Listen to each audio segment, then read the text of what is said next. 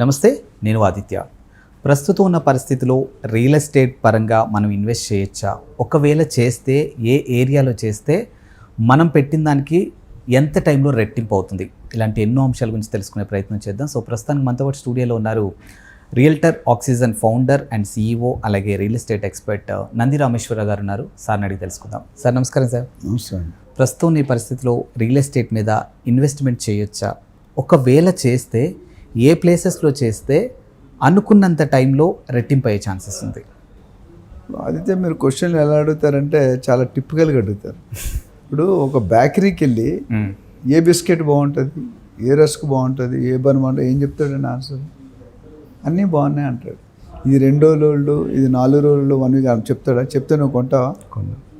సరే, రియల్ ఎస్టేట్లో ఎక్కడ పెట్టినా పెట్టిందల్లా బంగారమే. బట్ ఓన్లీ థింగ్ ఈజ్ ఎక్కడ ఫెయిల్ అవుతున్నారంటే ఆ బిల్డర్స్ కానీ, ఏజెంట్స్ కానీ, ఇన్వెస్టర్స్ కానీ ఆశ అత్యాశకి వెళ్ళినప్పుడు ఫెయిల్ అవుతున్నారు. దాన్ని డైరెక్ట్ చెప్పాను ఆల్రెడీ. ఆశ వరకు ఉంటే తప్పు లేదు. Greediness, too greed is very danger. ఇప్పుడు నీకు స్వీట్ బాగా ఇష్టం అనుకో, రోజు ఒక పావు కేజీ బాగా తింటే ఏమవుతుంది? షుగర్ వస్తుంది, డయాబెటిక్స్కి కన్వర్ట్ అయిపోతుంది. నీకు కారం బాగా ఇష్టం, బాగా తింటాం, బీపీ వచ్చేస్తుంది, అలా రకరకాలుగా. అదేవిధంగా రియల్ ఎస్టేట్ కూడా ఆశ ఎక్కువ ఉండకూడదు. ఆశ ఒక లిమిట్ ఉండాలి. ఆ లిమిట్లో ఉన్నప్పుడు ఎప్పుడైనా స్టేబుల్ గ్రోత్ ఇలా పెరగాలి. 45 degrees అంటారు మ్యాథమెటిక్స్లో. ఓకే, 90 degrees పెడితే డబుల్ స్పీడ్లో పడిపోతాం. ఒక న్యూటన్స్ లా ప్రకారం ఒక యాపిల్ కానీ ఒక స్టోన్ కానీ పైకి ఇసిరావు అనుకోండి, ఇసిరితే పైకి వెళ్ళడానికి 10 సెకండ్లు తీసుకుంటే పడిపోవడానికి 5 సెకండ్లు తీసుకుంటాం. బాగా ఎప్పుడైనా క్విక్గా గ్రోత్ కలిసి వచ్చే కాలం వస్తే నడిచి వచ్చే కొడుకు పుడతారు అంటారు. జరిగితే జల్లిళ్ళతో నీళ్లు మోయొచ్చు అంటారు. రెండూ డేంజరే. పుట్టగానే కొడుకు మాట్లాడాడు అనుకో, డేంజరే, యువర్ గాన్. అది ఎందుకు చెప్తానంటే రియల్ ఎస్టేట్లో ఫార్చునేట్గా హైదరాబాద్ అన్ని విధాలుగా టాప్లో ఉందండి. రేట్లో కూడా the cheapest compare to the entire country. Chennai, Mumbai, Bengaluru, Hyderabad, మన అదర్ ఢిల్లీ, పూణే ఇవన్నీ చూసుకుంటే హైదరాబాద్ ఇప్పటికీ చాలా చీప్. ప్లస్ చెన్నై కానీ, వైజాగ్ కానీ, ముంబై కానీ 4 పక్కల గ్రో అయ్యే అవకాశాలు లేవు. 1 or 2 ఎందుకంటే సగానికి సగం ఓషన్. వైజాగ్లో సీ అడ్డేస్తుంది, చెన్నైలో సీ అడ్డుతుంది, ముంబైలో సీ గ్రో. మనకు అలాగ ఉందా? మనకు అలా లేదు కదా. 4 డైరెక్షన్ పెరిగితే ఓకే, వెస్ట్ డైరెక్షన్ బాగా పెరిగింది.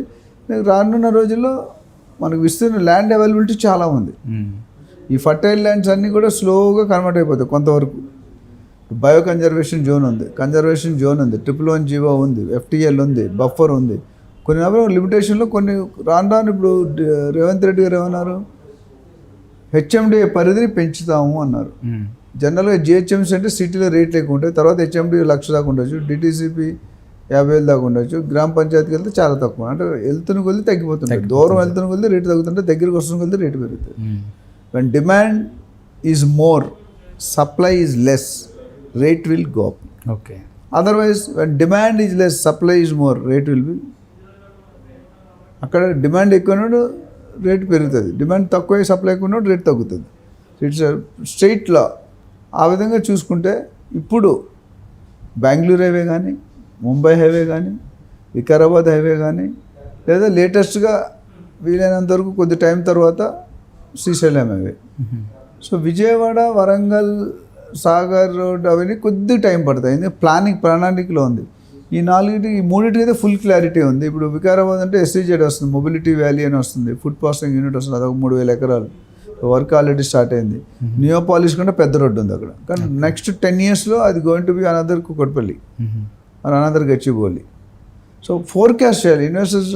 ఎప్పుడైనా రియల్ ఎస్టేట్ ప్రొఫెషనల్ దగ్గరికి వెళ్తే వాళ్ళ దగ్గర మొత్తం నేను 30 years ప్లస్లో అనేకమైన ఎత్తులు పల్లాల్లో చూసాం, అప్స్ అండ్ డౌన్స్. సరిగ్గా ఇన్వెస్ట్ చేసుకుంటే డెఫినెట్గా రియల్ ఎస్టేట్లో ఇన్వెస్ట్ చేసుకున్నాడు ఎవడు ఫెయిల్ అవ్వలేదు. Provide illegal property, title clear లేని ప్రాపర్టీ, పర్మిషన్ లేని ప్రాపర్టీ ప్రీ లాంచ్లో కొనుక్కుంటే గోవిందా గోవిందా. అర్థమవుతుందా? సో ప్రస్తుతానికి Shadnagar is one of the picking, Shabad is picking up, Navapet is picking up, ఇక్కడ మన కడతాల్ దగ్గర కొద్ది పికప్ అవుతుంది, శ్రీశైలం, ముచ్చర్ల కందుకూరు అనేది ఇంకొద్ది టైం పడుతుంది. ఎందుకంటే అది టోటల్లీ డిస్టర్బ్డ్ ఫేజ్లో ఉంది. ఒక్కసారి మెట్రో యాక్టివిటీ పడి యాక్సెస్ స్టార్ట్ అయ్యి గ్రీన్ మెగా టౌన్షిప్ అని వస్తుంది అన్నారు. Future city, pollution less, 100% net zero city, future city, AI city, ఇవన్నీ చెప్పారు. ఇవన్నీ చూసుకుంటే మాత్రం డెఫినెట్గా గ్రోత్ బాగుంటుంది.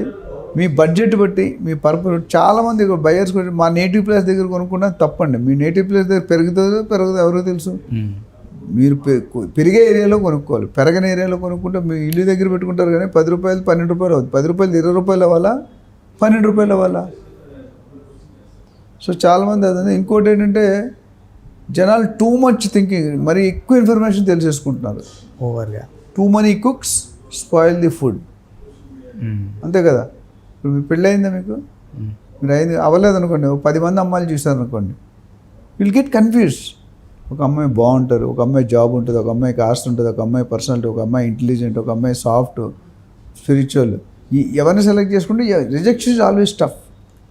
అదేవిధంగా బయర్స్ కూడా నేను సజెషన్ అంటే చూడండి, మీరు ఒకటే చూసుకోనమని చెప్పట్లేదు. 3 to 5 ప్రాజెక్ట్స్ చూడండి, చూసి హైలైట్ చేయండి, దాన్ని బట్టి కొనుక్కోండి. అప్పుడు మీకు బాగుంటుంది. మీరు కావాల్సింది అక్కర్లేదు మొత్తం ఇన్ఫర్మేషన్, అసలు ఇన్ఫర్మేషన్ చెత్త ఇన్ఫర్మేషన్ ఉంటుంది. మనకి బ్రెయిన్ అనేది చాలా చిన్నదండి. చిన్న మెదడు, పెద్ద మెదడు, 2 మెదడులు ఉంటాయి. ఆ మెదడులో ఎంత ఇన్ఫర్మేషన్ ఉంటుందో ఒక రిస్ట్రిక్టెడ్ జీబీ రిస్ట్రిక్టెడ్ ఉంటుంది. మీరు 1000 GB లేకపోతే 1 lakh GB పెట్టలేరు కదా. సో అప్పుడు ఏమో ఎక్కువ అవుతుంది కదా, పాత ఇంపార్టెంట్ ఇన్ఫర్మేషన్ పోతుంది. సో వాట్ ఈస్ రిక్వైర్డ్ అనేది అదే పెట్టుకోండి, అప్పుడు మీకు పెరుగుతుంది. సో ఈ నేను చెప్పిన ఏరియాలో నెక్స్ట్ 4 to 5 years డబుల్ అవుతుంది. 10 yearsలో 5 times అయ్యే సూచనలు 120% కనిపిస్తున్నాయి. Provided you go through a professional real estate agent, go to good title clear property, good locations, good development, and reputation of the builder is very very important. Don't go and buy in pre launches. Pre లాంచెస్లో చేతులు కాల్చుకునే వాళ్ళు చాలా ఎక్కువ మంది ఉన్నారు, అది చూసుకోవాలి మనం. సో దీని మీద ఇంకెటువంటి వివరాలు కావాలన్నా, డీటెయిల్స్ కావాలన్నా, they can call us, we will definitely help them. కాకపోతే దయచేసి బయర్స్కి సైనర్స్ అపాయింట్మెంట్ తీసుకోండి. మీరు సడన్గా ఫోన్ చేసి నేను 5 కోట్లు పెడతా, 1 నిమిషంలో చెప్పానంటే ఇట్స్ నాట్ పాసిబుల్. ఏదైనా ఒక డాక్టర్ దగ్గరికి వెళ్తే 500 రూపాయలు 1000 రూపాయలు కట్టి కన్సల్టెన్సీ తీసుకుంటారు. ఎలాగైనా మందులు ఇస్తాడా మీకు? ఫస్ట్ మీరు లాస్ట్ 1 week ఏం చేశారు, ఏం తాగారు, ఏం తిన్నారు, ఇంట్రోగేషన్ జరుగుతుంది. కొంత అయిపోయిన మందులు ఇస్తాడా? ఇవ్వడు. టెస్టులు రాస్తాడు. ఇప్పుడు అయిపోయి మందులు ఇస్తాడు, టెస్టులు రాస్తాడు, డయాగ్నోస్ చేసి మందులు రిజల్ట్ ఒకటి ఇచ్చి ఇది ఒక 3 రోజులు 1 week వాడంటే తగ్గపోతే మళ్ళీ రండి అంటాడు. అంటే అక్కడ కూడా గ్యారంటీ లేదు.